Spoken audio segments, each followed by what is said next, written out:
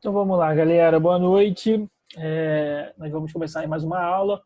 Na aula de hoje a gente vai ver o texto de Efésios 4, do versículo 4 até o versículo 6. É aquele texto que nós falamos na semana passada, que é uma espécie de confissão, onde Paulo fala que existe um só corpo, um só Deus, uma só fé, um só batismo. E aí a gente vai conversar um pouquinho sobre esse texto e a importância desse texto na Bíblia. Então eu queria que você abrisse a sua Bíblia lá em Efésios 4, do 1. A gente teria que ler o texto todo. Eu queria ler, na verdade, do 1 até o 6. Depois a gente trabalha o resto. Efésios 4, do 1 ao 6, diz assim: Portanto, eu, prisioneiro no Senhor, peço-vos que andeis de modo digno para com o chamado que recebestes, com toda humildade e mansidão, com paciência, suportando-vos uns aos outros em amor, procurando cuidadosamente manter a unidade do Espírito no vínculo da paz. Há um só corpo e um só Espírito, como também fostes chamados em uma só esperança do vosso chamado. Há um só Senhor, uma só fé, um só batismo, um só Deus e Pai de todos, que é sobre todos, por todos e está em todos. Esse é o texto que eu gostaria de trabalhar com vocês hoje, essa questão aí da unidade da fé e essa base do que é a unidade da fé. Antes de nós começarmos, eu gostaria de orar. Pai, nós queremos te agradecer por esse dia, queremos te agradecer pela nossa semana. Obrigado, Senhor Jesus, pela tua graça e pelo teu favor. Obrigado, Senhor Jesus, porque o Senhor tem sido bom conosco. Obrigado porque nós temos percebido a tua mão nos guiando.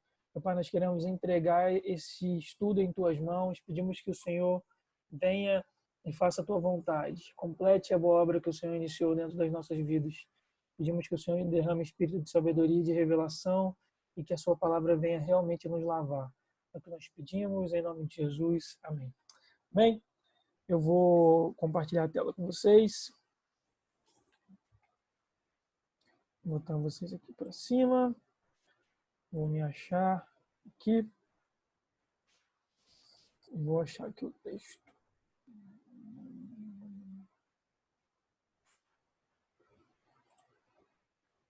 Esse daí, como vocês já sabem, é a questão do credo dos apóstolos. Nós já falamos bastante sobre essa questão do credo. Então não vou falar muito. Isso aí é mais ou menos a confissão da igreja, como a gente tem preparado. Falamos aí sobre o versículo 1 e o versículo 2 e 3 na semana passada, que a nossa obrigação aí é manter um vínculo na paz. Nós também falamos que essa paz não é uma paz, essa unidade não é uma unidade mecânica, mas ela é uma unidade proporcionada pela atuação do Espírito Santo dentro da igreja, ok? Então não tem como a gente buscar fazer e ter essa unidade de maneira mecânica. E aí sim tem o nosso conteúdo de hoje. Tem alguns pontos importantes que eu coloquei na tela aí para vocês. Eu acho importante a gente ter um panorama aí desse texto. Então, isso é um tipo de confissão de fé, da mesma maneira que existe a confissão de fé de Westminster, da mesma maneira que existe a confissão de fé batista, da mesma maneira que existe o credo apostólico, que é um tipo de confissão de fé. Por que ela é uma confissão de fé? Porque ela confessa pontos básicos da doutrina que vão identificar todos os cristãos de todas as eras e de todas as tradições. Então, todo cristão deve professar, por exemplo, esses 7 pontos que Paulo escreve.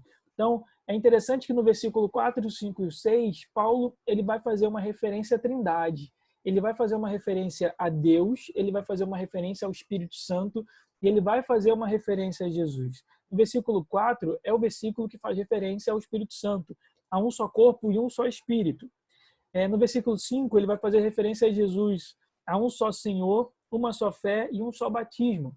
E quando chega no versículo 6, ele vai fazer uma referência a Deus Pai. Um só Deus e Pai de todos, que é sobre todos, por todos e está em todos. Então, isso é um tipo de confissão de fé e todo cristão deve confessar isso daqui. Se você está aqui, você tem alguma dificuldade ainda nesses pontos, então talvez eu quero mostrar isso para vocês hoje com calma, mas talvez nós não devamos nos identificar então como cristãos. Eu trouxe até um texto e uma publicação do Marcondes, que é um sacerdote episcopal, é um pastor episcopal, se eu não me engano ele é episcopal, é um cara muito bom, carismático, eu gosto muito do conteúdo dele, e ele trouxe um texto que eu gostaria de discutir com vocês aqui sobre esse tema. Então, ainda sobre isso, esse é um tipo de confissão de fé. A palavra ela aparece na Bíblia, ela aparece aqui nesse texto 7 vezes. E aí Paulo deve ter escrito 7 vezes de propósito. Quando isso aparece no texto... Só um instantinho, olha. Quando isso aparece nos textos da Bíblia, isso aparece de propósito. Serve para dar ênfase.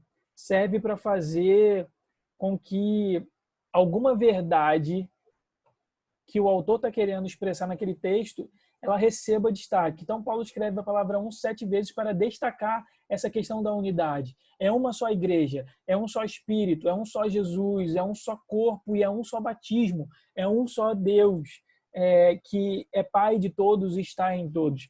Então, ele escreve isso de propósito. Esse é o fundamento da unidade que Paulo falou em Efésios 4, do 1 ao 3. Aí está no slide, está errado. Esse é o fundamento da unidade que Paulo falou em Efésios 4, do 1 ao 3. O que ele fala em Efésios 4, do 1 ao 3? Portanto, eu, prisioneiro no Senhor, peço-vos que andeis de modo digno para com o chamado que recebestes, com toda a humildade e mansidão, com paciência, suportando-vos uns aos outros em amor, procurando cuidadosamente manter a unidade do Espírito no vínculo da paz. Qual é a unidade do Espírito no vínculo da paz? O texto do versículos 4 ao 6. Essa confissão de fé, esse fato de que a igreja ela pode ter diferentes geografias, ela pode ter diferentes tradições, ela pode ter diferentes vestimentas, ela pode falar diferentes idiomas, mas todos nós somos um, e essa unidade ela é baseada no texto de Efésios 4, do 4 ao versículo 6. Deixa eu passar aqui para vocês. E aí, algumas pessoas podem falar, e eu sempre falando, e essa questão da unidade é uma unidade doutrinária. Então, muita gente vai falar que as diferenças doutrinárias, elas, na verdade, nos dividem. E que o amor de Deus é o que nos une. Isso é até bonito, mas isso não é verdade. Essa é uma frase muito bonita. A doutrina nos divide e o que nos une é o amor de Cristo. Desculpa, queridão, não é assim que funciona. Na verdade, não basta ter esse sentimento de amor. É necessário que a gente tenha concordância. Sempre lembra do texto de Amós 3:3. Andarão 2 juntos se não estiverem de acordo. Da mesma maneira, hoje eu lembrei de uma frase do Russell Shedd. O Shedd, ele sempre falava: antes de você pregar o amor de Deus, você precisa pregar sobre a justiça de Deus. Se você só prega sobre o amor de Deus, você não prega sobre Deus de maneira completa. Mas quando você prega a justiça de Deus, quando você ensina a justiça de Deus, você também vai ensinar sobre o amor de Deus, você também vai pregar sobre esse amor. Então, essa frase de que doutrina nos divide e o amor que nos une, não é assim que funciona. Nós precisamos ter uma base doutrinária única, uniforme. Então, a divergência doutrinária nos divide? Na verdade, não. E aí eu fiz uma distinção. Existe uma diferença... Antes de eu falar sobre isso, uma coisa que eu lembrei aqui. Efésios 4. Foca comigo aqui. Efésios 4. A parte de Efésios 4, ela vem depois de Efésios 1, 2 e 3. Ok? Números isso. Efésios 4 vem depois de Efésios 1, 2 e 3. Então, quando Paulo fala sobre Efésios 4, ele gastou 3 capítulos falando sobre doutrina. Não foi isso? Efésios 1, 2 e 3, Paulo expõe a doutrina. Efésios 4, 5, 6, ele aplica. Então, olha que coisa interessante. Paulo, ele só vai falar sobre unidade da igreja. Sempre lembrando, a gente está falando sobre igreja. Efésios é o tratado de Paulo sobre a igreja, né? Sobre a eclesiologia. Quando, então, nós estamos falando sobre a igreja e Paulo vai falar sobre a unidade da igreja, ele fala isso depois de gastar 3 capítulos falando sobre doutrina. Por quê? Porque se não houver unidade doutrinária, se não houver unidade na base daquilo que nós acreditamos, é impossível que a igreja, de fato, ande em unidade. Deixa eu botar esse pessoal para dentro, eles chegam atrasados, depois eu me embolo. É impossível que a igreja ande em unidade. Então é muito interessante, ele gasta bastante tempo falando sobre doutrina e só depois, então, ele vai falar sobre unidade. Isso diz que a base da unidade está naquilo que nós acreditamos. Por eu acreditar a mesma coisa que a graça, eu ando com ela. Por eu acreditar na mesma coisa que o Júnior, eu ando com ele. E aqui, volta para a tela. Existe uma diferença entre uma divergência de doutrina básica para uma divergência teológica qualquer. Existe essa diferença. Inclusive, eu trouxe uma frase do Billy Graham, que eu vou passar aqui agora, que não era para eu passar agora, mas eu vou passar. O Billy Graham falava isso daí. Decidi pregar o evangelho e não me envolver em difamações, insultos e briguinhas triviais sobre questões não essenciais. Isso é o Billy Graham, vejo um dos maiores evangelistas dos tempos modernos. Era um cara que ele era completamente voltado naquilo que importava. Então, existe diferença entre divergência doutrinária básica e existe diferença entre uma divergência teológica qualquer. Vou dar um exemplo. O texto de Efésios 4, 5 e 6, que Paulo fala sobre essa confissão, ele repete a palavra 7 vezes. Ele é um texto basicamente baseado na doutrina da Trindade. Apesar de que aqui nesse momento, essa doutrina como nós conhecemos hoje ainda não havia sido formulada. Mas por que ele é baseado na doutrina da Trindade? Porque no versículo 4 ele fala sobre o Espírito Santo. No versículo 5 ele fala sobre Jesus. E no versículo 6 ele fala sobre Deus Pai. Então, significa que toda a unidade da igreja, ela está baseada nas três pessoas da Trindade. Ela está baseada no próprio Senhor. Então, se a Gisele não acredita que Jesus ele veio à Terra e ele é completamente homem e ele é completamente Deus, como a Escritura me diz, então eu não vou andar com a Gisele. Isso para mim é uma coisa clara. Não tem como eu ter unidade. Não é uma divergência teológica, é uma divergência doutrinária. E eu vou além. Isso aí eu sou bem chato, mas eu vou além. Se eu tiver num líder, eu normalmente vou falar que essa posição é uma posição herética. Vou falar que isso é uma heresia. Então, eu não vou caminhar com alguém que fere uma das principais doutrinas da igreja. Imagina uma pessoa chegar para mim e falar assim, Thales, Jesus não é Deus. Jesus, na verdade, foi um homem e Deus adotou Jesus na hora do batismo, como existe aí a doutrina, a heresia adocionista. Isso é muito complicado, porque é o tipo de coisa que não tem como a gente ter concordância. Então, agora uma outra diferença. Se o Júnior, por exemplo, acredita que o batismo no Espírito Santo só acontece com o falar em línguas, e eu acredito que o batismo do Espírito Santo acontece até mesmo se a pessoa não falar em línguas, tudo bem. Isso é uma divergência teológica, porque a base nós dois acreditamos no Espírito Santo e nós dois acreditamos no batismo do Espírito Santo. O momento que isso acontece e a forma que isso acontece, isso não nos divide. Isso é uma divergência teológica. Se eu acredito que a igreja vai passar pela tribulação e a graça acredita que não, que ela vai ser arrebatada, tudo bem. Isso também é uma divergência, isso também é uma arrebatada antes da tribulação. Isso também é uma divergência teológica. Não tem problema. Apesar de que eu acho que a graça está errada nesse ponto, mas tudo bem.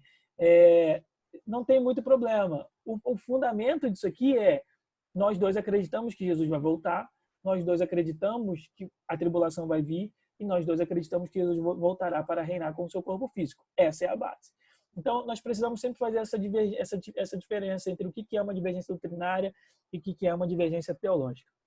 Não tem como haver unidade da igreja, isso está na tela, não tem como haver a unidade da igreja sem unidade doutrinária. Eu não posso ter unidade espiritual com alguém fundamentado sobre uma base doutrinária que eu não concordo, que a Bíblia não diz.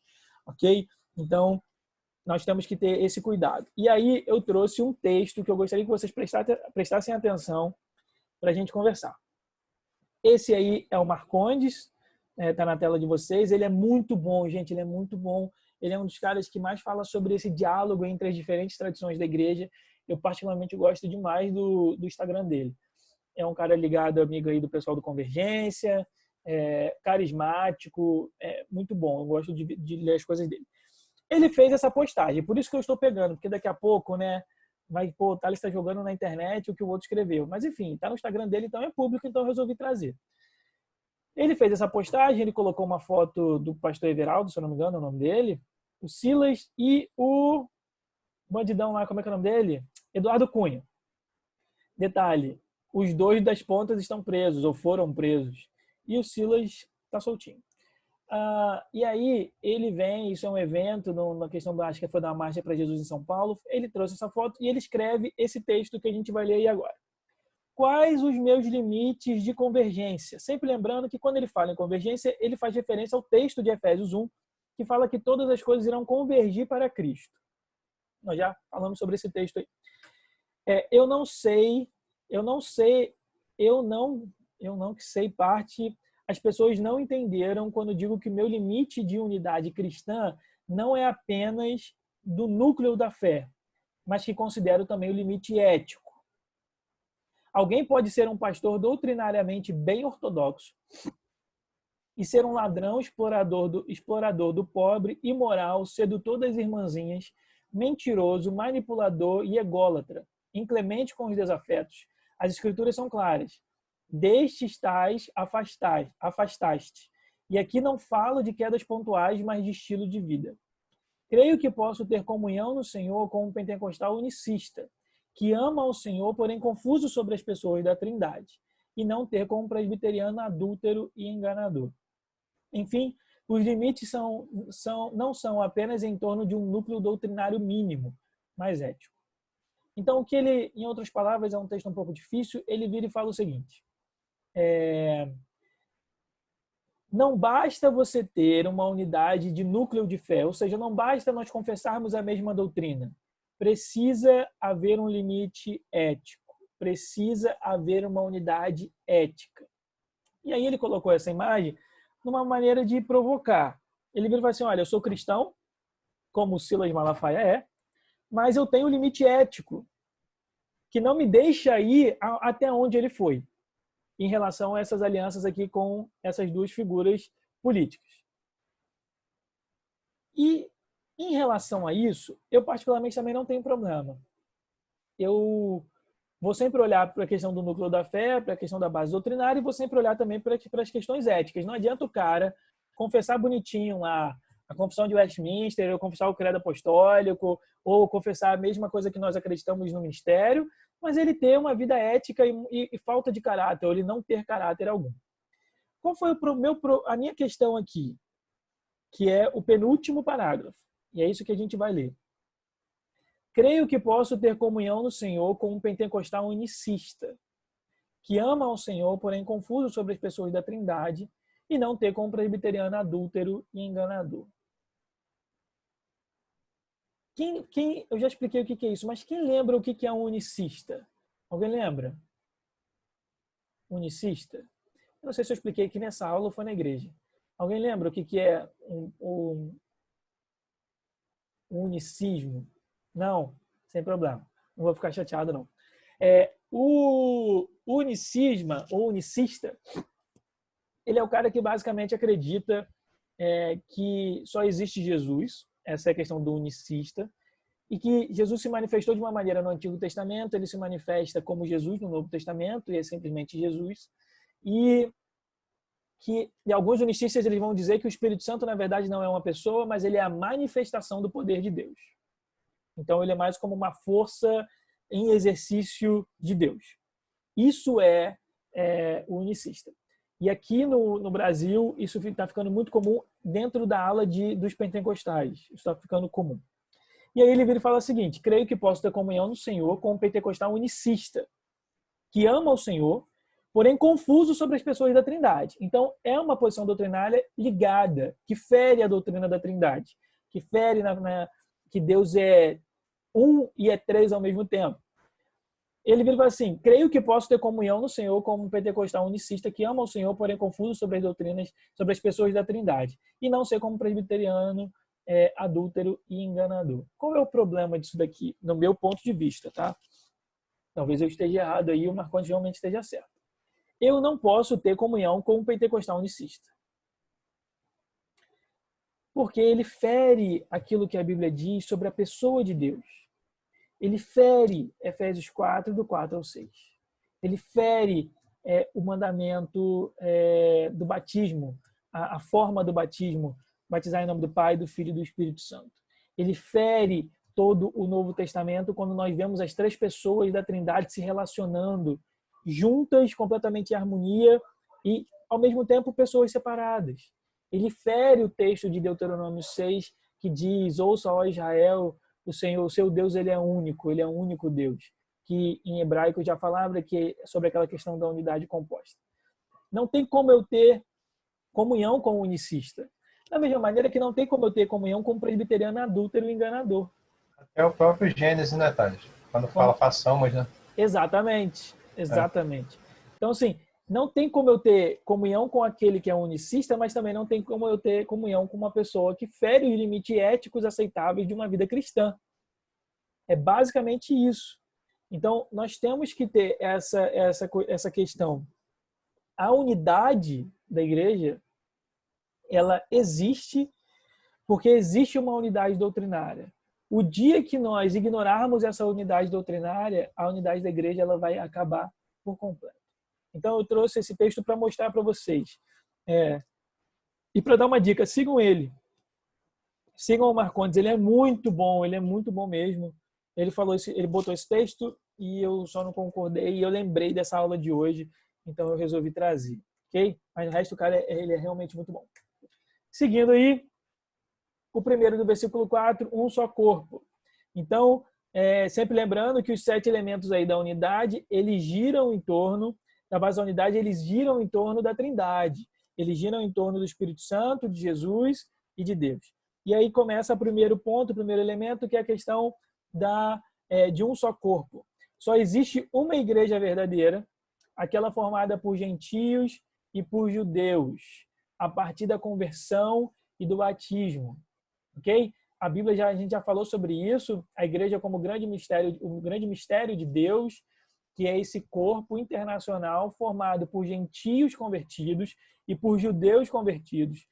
E esse corpo, as pessoas entram nesse corpo a partir da sua conversão e do batismo. Sempre lembrando, o batismo, ele é a porta de entrada da igreja, né? do cristão na igreja.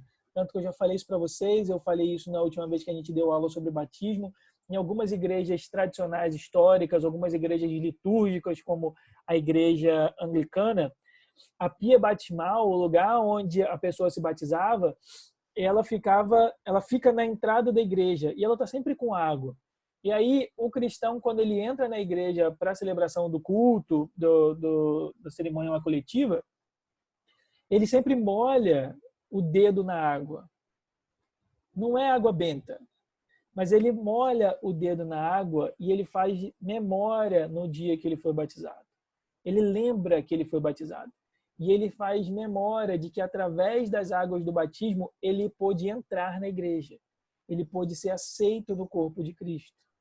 Então, o batismo, ele é essa porta de entrada do cristão na igreja. Então, só existe uma única igreja verdadeira, e é aquela formada por judeus e gentios a partir da conversão e do batismo. A igreja, como... Fala. Só um ponto que me chamou a atenção aí, dessa questão da unidade, né, que a gente está falando da unidade da fé. Por exemplo, assim, você não concordou com um ponto de vista do Marcondes, ou uma frase dele. Isso. Mas nem por isso você deixou de falar, cara, siga o cara, porque o cara é bom, sim, entendeu? Ele, o que talvez com outros pensamentos, ou até outras igrejas, né, falaria, não, cara, não segue esse cara não, porque, sei lá, eu discordei de uma coisa dele, então eu anulei tudo que o cara é, entendeu? Eu achei isso muito interessante, assim, pro tema que a gente está tratando, sabe? A questão da unidade da fé. Sempre entendeu? Essa questão claro, de você reforçar, achei legal. Sempre deixando claro, eu discordei da posição dele, né? Ele é muito bom realmente, o cara é muito bom. Ele é uma das pessoas que eu mais gosto de consumir conteúdo no Instagram. Agora, seria diferente, Alexandre, se ele chegasse para fizesse um post falando assim: eu sou um cristão unicista. Porque aí a nossa divergência estaria em uma doutrina básica, que é a doutrina do corpo, da doutrina da Trindade. Não, sim, Não, sim. sim. É só, por exemplo, qual é a minha questão, por exemplo, com o Vitor Azevedo? Ele tem problema, ele tem erros gravíssimos sobre a doutrina da graça, sobre a doutrina da Trindade. Por exemplo, ele fez um vídeo um tempo atrás falando sobre isso. Alguém perguntou sobre Deus. Ele falou que só existia Jesus, que Jesus era o único, ou seja, então ele é um unicista. Então, assim, nesse ponto. Agora, se eu vou divergir do cara, não tem problema nenhum. Eu sempre falo isso. Por exemplo, quando a gente dá aula sobre os 5 ministérios, eu sou da posição aberta e escancarada de que cada pessoa tem um ministério, né? Sempre falo isso. O Ângelo Basso, por exemplo, que é um cara que me influencia pra caramba, ele não acredita nisso. Ele acredita que nem todos são chamados para ter um ministério. Já falei até abertamente sobre isso. É um ponto que a gente vai divergir. Agora, quer dizer que eu vou falar, pô, não consumam nada do que o Ângelo está falando, ou não escutem nenhuma pregação do Ângelo? Pô, jamais. Então, nesse momento aí, a gente precisa realmente ter essa unidade e essa maturidade, cara. Porque, assim, nem todo mundo vai vestir a mesma roupa que a gente. Nem todo mundo vai andar da mesma maneira que a gente. Sim. Nem todo mundo vai comer a mesma comida que a gente. E tudo bem. A gente tem que ter uma unidade básica. O que estiver acima daquilo ali, a gente vai conversando para se acertar. Ok? Beleza, beleza. Era mais isso mesmo, essa questão de a gente ter essa maturidade de saber segregar as coisas, né? E assim... O que realmente fere a Bíblia e o que realmente fere só pensamento, só pontos de vista, né? E essa coisa que você falou aí, que fere só pensamentos e pontos de vista, na maioria das vezes não, como você também falou, não fere a Bíblia, mas o que fere é o ego da pessoa. Sim, sim. Ela tem uma vaidade tão aflorada que ela não aceita que outra pessoa pense diferente dela. Sim, Ela sim. se sente muito ofendida. Ih, gente, não tem isso não, na multidão de conselhos da sabedoria. Vamos botar a divergência para fora. É isso aí. Seguindo, então. Então, a igreja como corpo universal de Cristo, ela vai além de tradições, ela vai além de denominações. Abre, por favor, a sua Bíblia em Efésios 1, 23. Efésios 1, 23. Efésios 1, 22.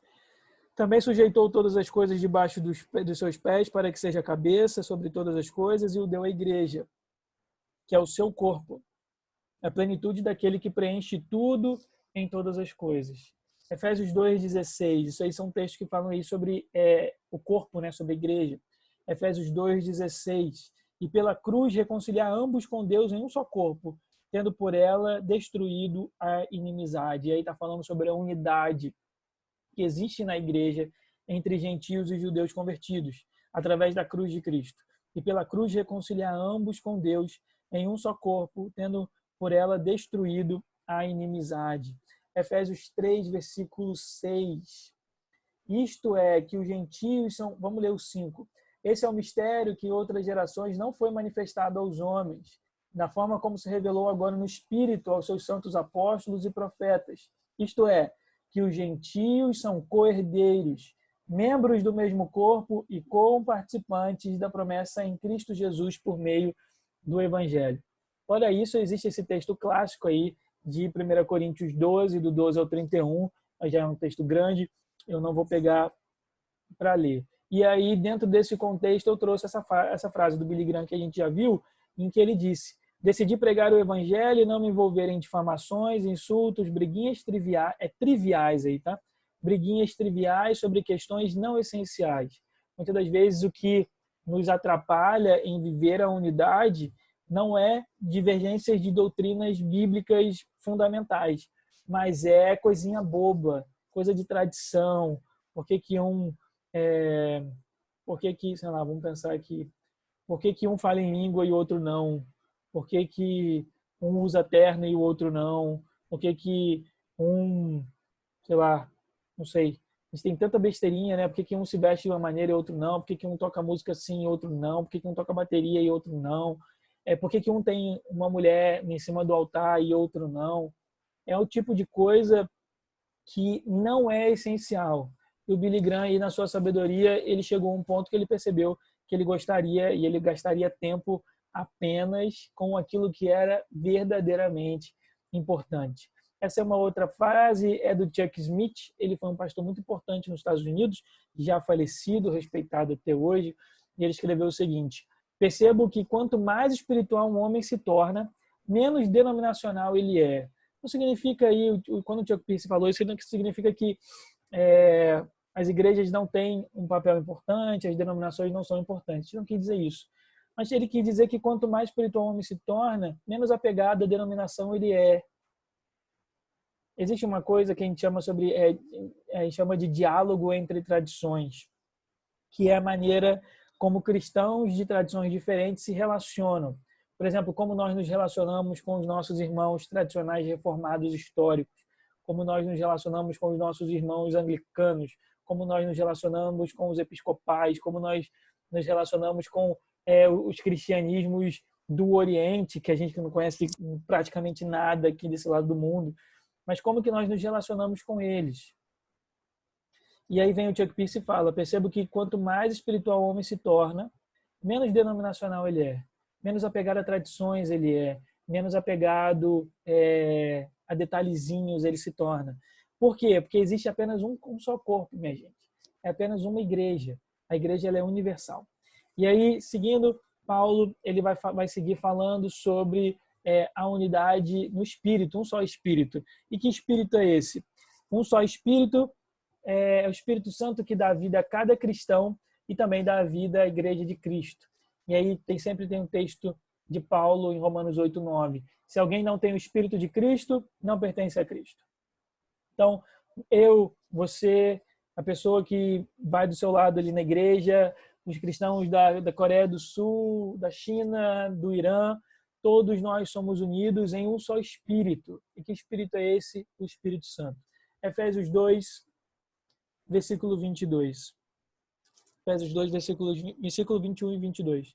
Nele, o edifício inteiro, bem ajustado, cresce para ser templo santo no Senhor, no qual também vós, juntos, sois edificados para a morada de Deus no Espírito.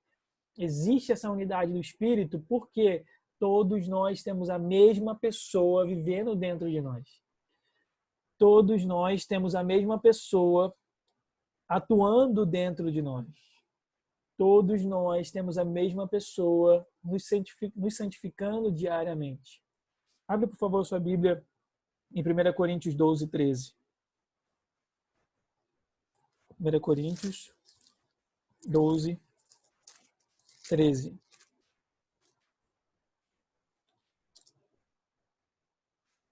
Pois todos fomos batizados por um só Espírito, para ser um só corpo, quer judeus, quer gregos, quer escravos, quer livres.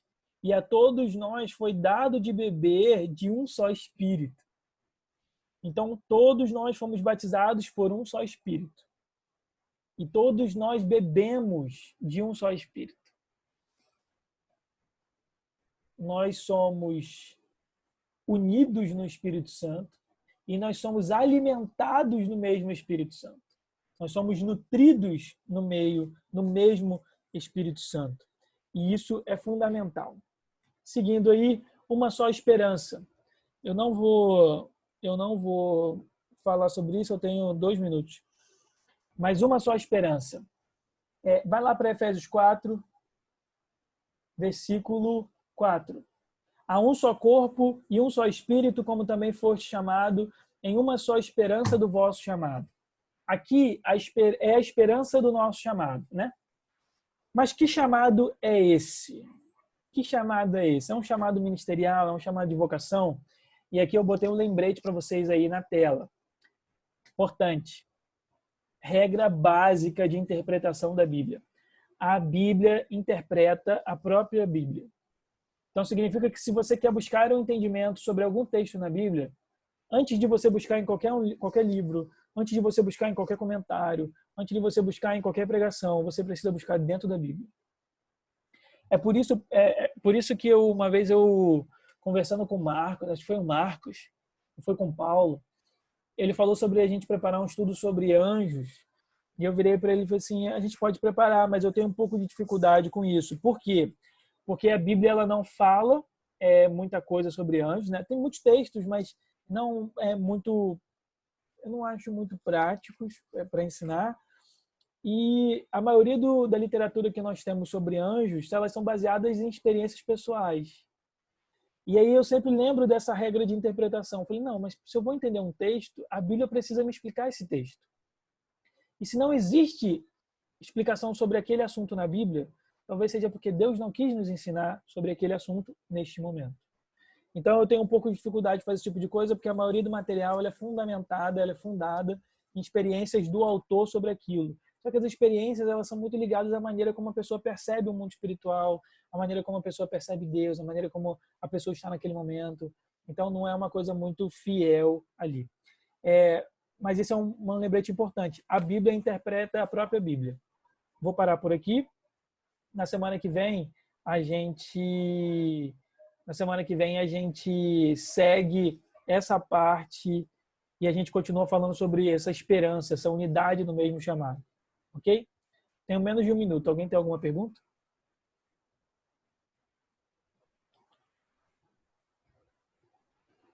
Não? Tá. Oi. Esse um só batismo que fala aqui no versículo 4, né? 4. É o batismo no Espírito Santo ou batismo nas águas? Muito boa pergunta. Inclusive, eu abri um tópico específico sobre essa sua pergunta nos slides. Mas eu vou responder semana que vem. Pode ser?